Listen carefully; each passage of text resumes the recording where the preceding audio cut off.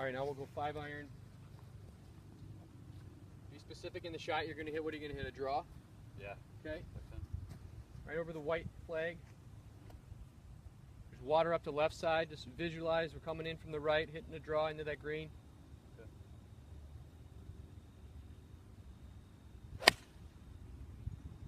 So here we are on hole number 14. It's the tightest hole in the golf course here. The reason we're here is that because we're going to try to find you a go-to shot. You know, that was one of your goals here coming to me for some lessons, was to find a go-to shot. So since your natural ball flight is a draw, let's just stick with the draw. But now, instead of, you know, really trying to kill it and hit it 300 yards, let's try to hit a smooth, you know, 250-yard, you know, low draw down the right side and see if we can get it to roll out instead of, you know, all carry. And that's, I think, the key to hitting more fairways, especially when you're uncomfortable over a tee shot or a little nervous, is maybe choke down a little bit for control, shorten up that swing and swing under control. All we're trying to do is hit a fairway. You hit it far enough to where you don't need to get a little extra distance out of it. Now all we're trying to do is find fairways. So let's stick with the low draw and see if we can get that to work. So since, you know, we haven't,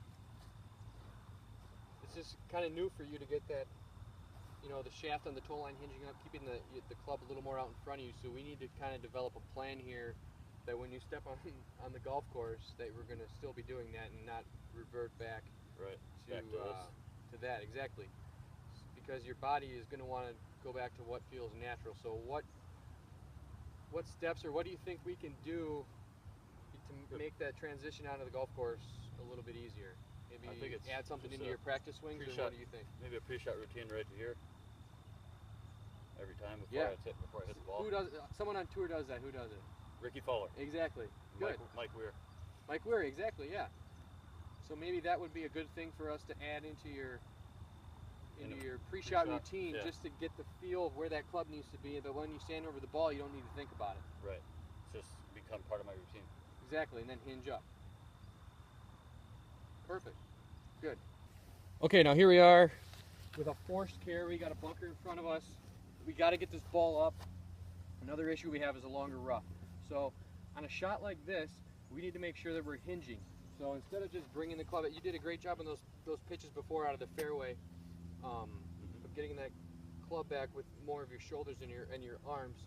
But now we got to incorporate the hinge so that we can slide the ball underneath and pop it up right away. Now today we're going to focus mostly on around the green, pitching, chipping.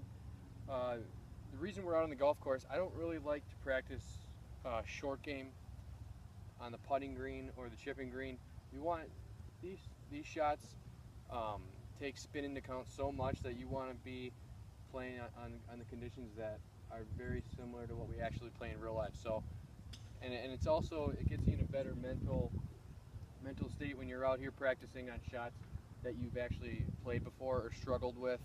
It's just a better atmosphere to, I think, practice with a purpose and not just be out there hitting 30 balls on the chipping green with no target. Exactly. So, all right, Mitch. Well, here we are on a dogleg right, pretty severe dogleg right, but it's a long hole, so it sort of forces you to hit a driver. So we're going to try to hit a couple fades.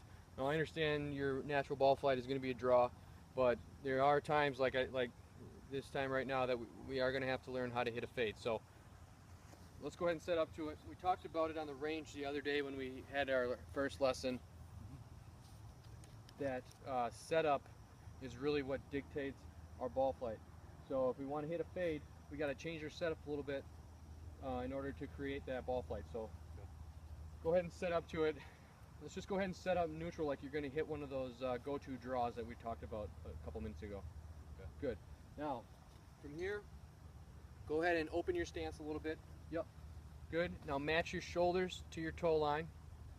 Good. So you don't want to feel like your shoulders are pointed down the middle of the fairway. We're going to aim down the left. Get your toes down the left. Good. Match your shoulders to the toes. Perfect. Keep that club face square and go ahead and make a good swing. There it is. Beautiful. Great ball. Good controlled tempo. You hit it plenty far, you don't need to try to put extra into it, just make solid contact, same thing. Aim down the left, get those feet aimed down the left side, match your shoulders to your toe line, keep the face square, and go good swing. Nice. There you go.